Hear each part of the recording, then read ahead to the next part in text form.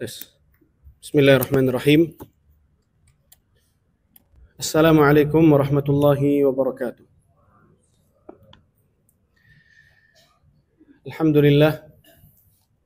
Alhamdulillahi rabbil alamin.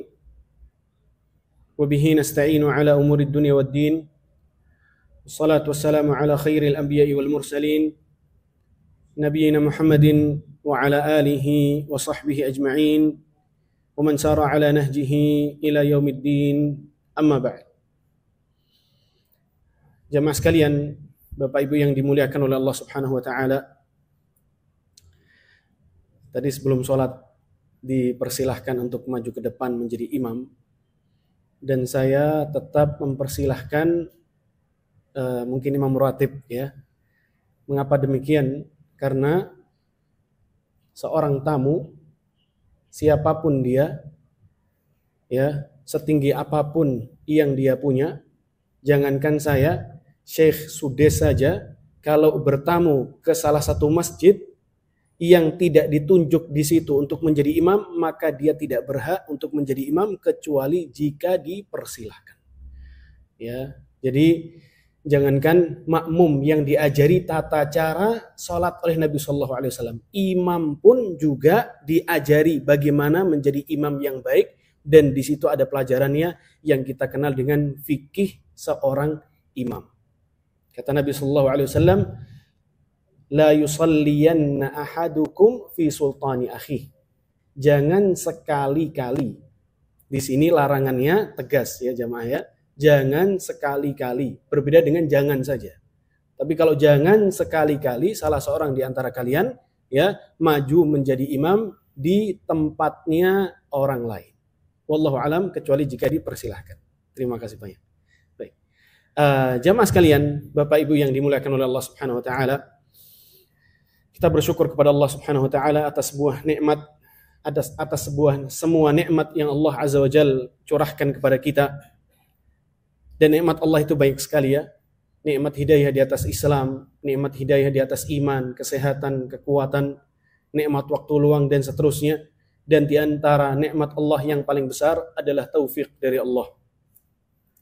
Apa perbedaan antara hidayah dengan taufik, Bapak Ibu? Hidayah itu seperti ilmu, pengetahuan. Ya, baik itu ilmu agama atau bukan ilmu agama.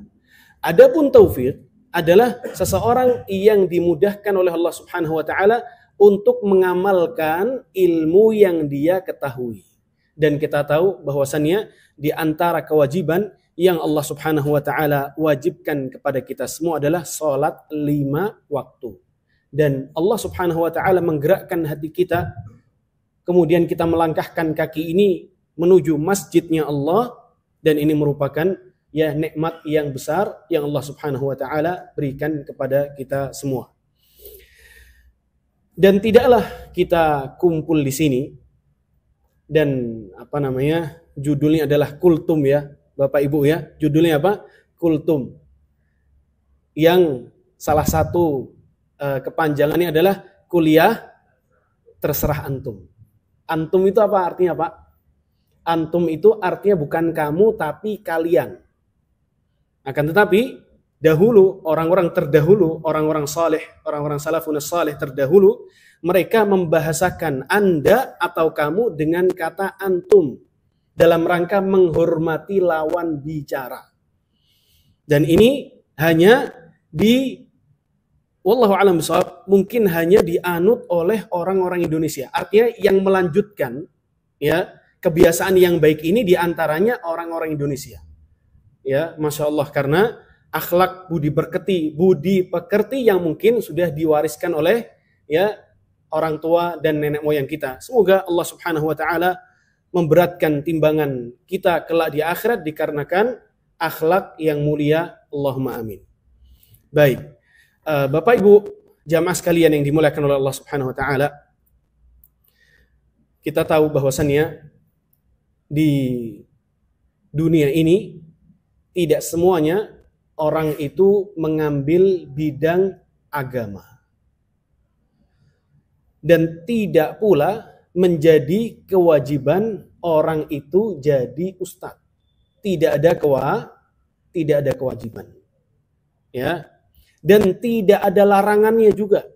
Orang mengambil bidang A, B, C dan seterusnya, silahkan Anda menjadi ya ahli ini dan ahli itu selama itu halal. Cara mendapatkannya halal, hasilnya halal, kemudian dapat memberikan manfaat kepada diri sendiri dan kepada orang lain, maka ini pahala yang sangat besar. Maka ya, karena tidak semua orang itu mengambil bidang agama dan itu bukan satu hal yang wajib untuk kita ya menjadi seorang mubaligh atau dai dan seterusnya, maka Allah Subhanahu wa taala di antara sifatnya adalah zat yang maha adil.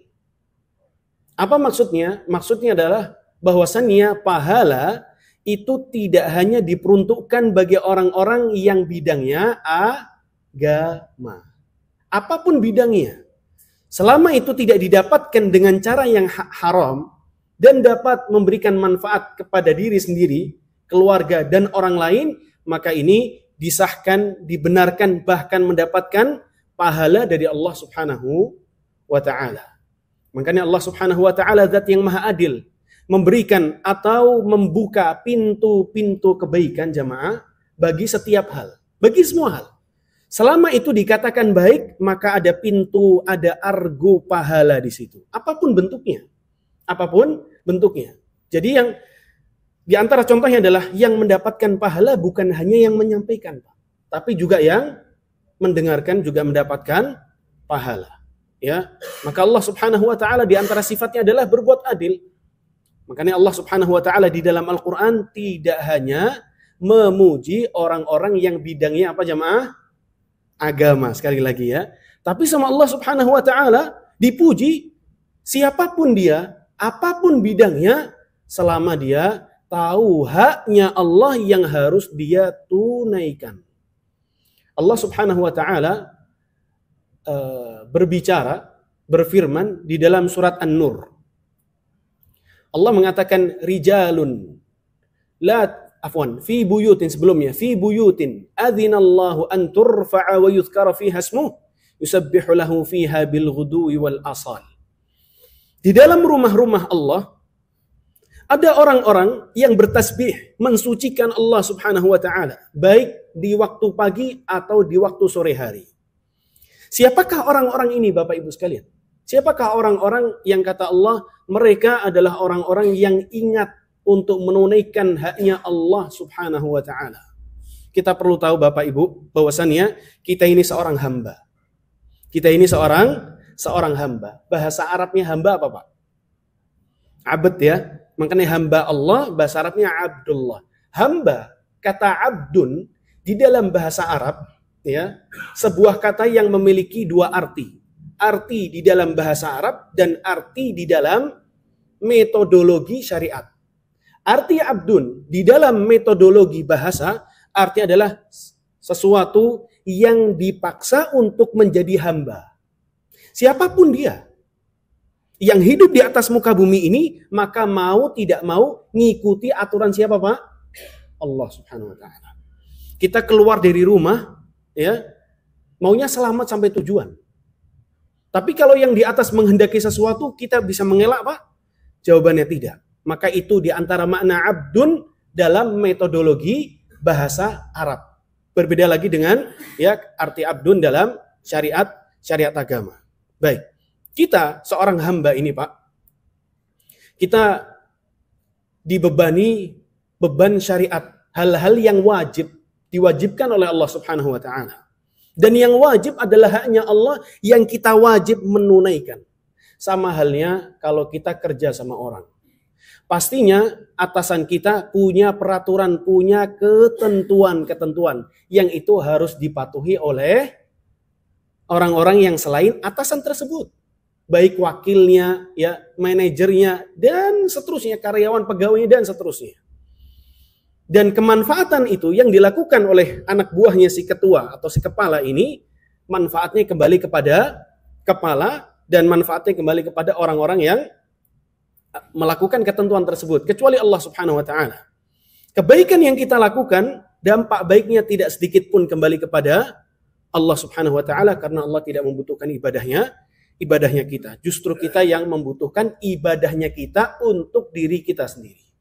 Maka dengan demikian, Bapak Ibu sekalian yang dimuliakan oleh Allah Subhanahu wa taala, Allah Azza wa Jalla, zat yang maha adil, ya, membukakan pintu-pintu kebaikan dalam setiap bidang selama itu dihalalkan dan diperbolehkan oleh syariat, maka ada kesempatan kita untuk mendapatkan pahala di dalamnya. Di antaranya adalah orang-orang yang memang bidangnya bukan agama. Sekali lagi, dan itu diperbolehkan oleh Islam, silahkan.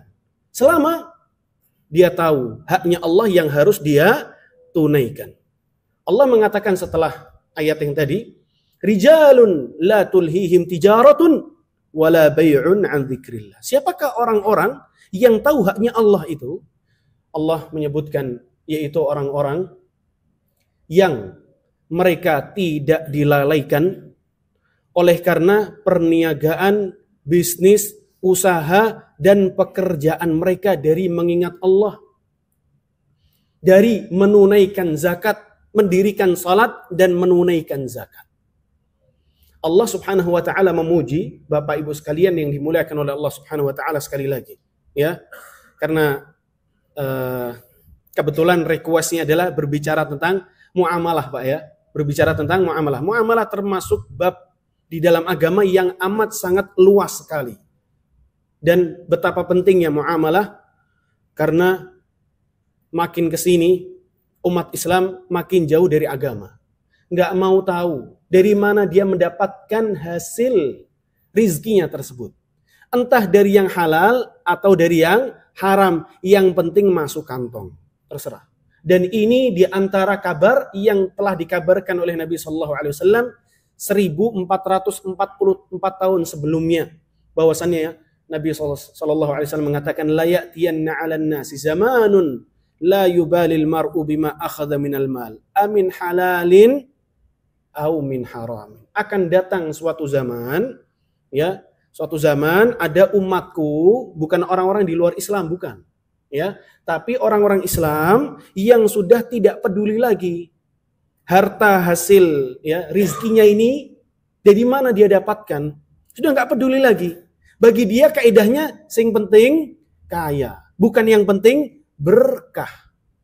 Maka dia tidak peduli apakah dia mendapatkan hasilnya itu dari yang halal atau dari yang haram. Ya, maka jamaah sekalian yang dimuliakan oleh Allah Subhanahu wa taala, Allah memuji orang-orang yang bidangnya bisnis, silahkan.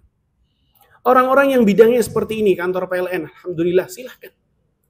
Kemudian orang-orang yang bidangnya pendidikan ini, bidangnya macam-macam. Selama, ya, bidangnya itu tidak melalaikan mereka dari mengingat Allah, mendirikan salat, menunaikan zakat, maka ini satu hal yang baik. Satu hal yang baik. Contohnya saja, kita sedang kerja, sedang fokus sama kerjaan kita, ternyata azan berkumandang. Ternyata azan berkumandang. Pilihan kita dua, Pak. Kita, ya, selesaikan sedikit pekerjaan kita, kemudian kita beranjak menuju ke masjid, menunaikan haknya Allah Subhanahu wa taala. Berapa lama sih kita sholat, Pak? Berapa lama, Pak? 5 menit. Kalau sholat itu diperpanjang sedikit menjadi 10 menit, jamaah sudah protes, jamaah. Ya. Sholat maghrib, sholat isya, apalagi kemarin di bulan Ramadan, ya, panjang sedikit aja jamaah sudah protes. Ya. Maka haknya Allah yang kita wajib tunaikan, bukan yang sunnah, ya Pak. Tapi apa? Yang wajib, sholat subuh 2 rakaat. Paling bacanya al-hakumut sama wal asri. Wailul likulli humazatil lumazah. Sangat sedikit sekali, subhanallah. Allah tidak mau, ya, memperberat diri kita, tidak mau. La yukallifullahu nafsan illa wus'aha. Allah Subhanahu wa taala tidak ingin menyusahkan diri kita, tidak ingin memberatkan kita. Hal-hal yang wajib diperhatikan kalau kita mau hidup kita baik. Hal-hal yang haram disingkirkan, dijauhi jika kita mau hidup kita baik. Selama kita ingat Allah, ya, azan berkumandang, leren sik kabeh, sholat dulu. Kalau sudah punya harta yang mencapai batas minimal kita wajib mengeluarkan zakat, maka mulai bertanya bagaimana cara zakatnya. Karena ilmu agama itu terbagi menjadi 2, teman-teman. ilmu agama yang sifatnya wajib dan ilmu agama yang sifatnya anjuran. Selama ini kita dengarnya ceramah, belajar ilmu agama hukumnya apa, Pak? Wajib ya? Wajib bagi apa? Wajib bagi ilmu yang sifatnya wajib. Wajib bagi ilmu yang sifatnya wajib. Ya, kayak misalnya orang belajar IT. Kemudian pekerjaan dia di perusahaan itu IT. Ya. Kemudian pertanyaannya, apakah dia wajib belajar ilmu arsitektur, Pak? Jawabannya tidak wajib. Yang wajib apa? Dia betul-betul menjadi ahli di bidangnya dia, sehingga pekerjaan yang baik. Dia menunaikan amanah atasannya. Ya, wa iqamis shalah wa ita'iz zakah. Kalau sudah mencapai batasan minimal orang mengeluarkan zakat, contohnya saja, orang punya emas 85 gram atau punya harta atau uang yang setara dengan harga emas sekarang 85 gram. Dan uang itu tidak berkurang sampai tahun depan di tanggal yang sama dan bulan yang sama. Maka tahun depan di bulan dan di tanggal yang sama, maka dia wajib mengeluarkan zakat. Berapa zakatnya, Pak? 2,5% saja. 2,5%. Itu pun 1 tahun sekali. Bukan sebulan sekali, jemaah. Tapi 1 tahun sekali. Akan tapi subhanallah, masih banyak orang-orang Islam yang tidak mau mengeluarkan zakat. Kata Nabi SAW, kalaulah seandainya di antara kalian ada orang-orang yang tidak mau menunaikan zakat, bisa jadi Allah Subhanahu wa taala itu menahan turunnya hujan. Sehingga kalian tidak mendapatkan nikmatnya hujan, para binatang tidak mendapatkan nikmatnya hujan, sehingga mereka berdoa kepada Allah Subhanahu wa taala, ya Allah, berikanlah hukuman kepada orang-orang yang tidak mau menunaikan zakat. Kemudian kata Allah Subhanahu wa taala di ayat setelahnya, liyajziyahumullahu ahsana ma 'amilu. Di sini poinnya, jemaah. Poinnya adalah Allah Subhanahu wa taala akan memberikan balasan yang lebih baik dari apa yang mereka kerjakan. Mereka ingat sama Allah, sibuk bisnis, sibuk usaha, sibuk kerja, silahkan. Selama ingat sama Allah. Ya, ingat sama Allah artinya menjauhi semaksimal mungkin dari dosa dan maksiat, dan tidak ada seorang pun di antara kita yang bersih dari dosa. Tapi perbedaan antara si A dengan si B, kalau si A begitu dosa langsung istighfar taubat sama Allah, kalau si B nanti mumpung masih muda maka dipuas-puaskan dengan maksiat. Padahal kematian tidak ada yang tahu, ya, kapan datangnya. Liyajziyahumullahu ahsana ma 'amilu wa yazidahum min fadlih, kata Allah. Allah akan memberikan balasan yang lebih baik dari apa yang mereka amalkan, ya. Dan Allah Subhanahu wa taala akan menambahi karunia-Nya. Orang punya kerjaan itu nikmat enggak, Pak? Nikmat. Orang punya usaha, orang punya pekerjaan, orang punya bisnis itu nikmat luar biasa. Mau dilancarkan bisnisnya sama Allah, mau dilancarkan usahanya, kerjaannya sama Allah Subhanahu wa taala, jangan lupa salatnya. Jangan lupa ingat sama Allah. Kalau mau maksiat ingat, ya Allah, ya, jangan sampai aku sedang maksiat dicabut nyawaku sama Allah Subhanahu wa taala. Kalau sudah mencapai batas minimal hartanya, maka bismillah, tanya ke orang bagaimana tata cara mengeluarkan zakat dan seterusnya. Maka semua urusan itu akan dimudahkan dan ditambahi karunia-Nya sama Allah Subhanahu wa taala. Kemudian Allah menutup ayat ini dengan mengatakan wallahu yarzuqu man yasha bighairi hisab. Dan Allah Subhanahu wa taala memberikan rezeki kepada siapa saja yang Allah kehendaki tanpa hitungan. Maka jemaah sekalian yang dimuliakan oleh Allah Subhanahu wa taala, ini nasihat yang singkat untuk kita semua, ya. Ringkasnya adalah bahwasannya Islam tidak melarang kita untuk membidangi ini dan itu selama itu halal, ya, kemudian memberikan manfaat untuk diri kita, keluarga kita, dan untuk orang lain, maka ini pahala yang besar. Akan tetapi di sana ada ilmu yang sifatnya wajib untuk dipelajari, dan itulah penjelasan dari Allah Subhanahu wa taala dan Nabi sallallahu alaihi wasallam. Semoga bermanfaat untuk kita semua. Kita berdoa semoga Allah Subhanahu wa taala memberkahi kita, merahmati kita, memberikan taufik kepada kita dimanapun kita berada. Wabillahi taufiq wal hidayah. Wa sallallahu wa sallama wa baraka ala nabiyyina Muhammadin wa ala alihi wa sahbihi ajma'in. Wassalamualaikum warahmatullahi wabarakatuh.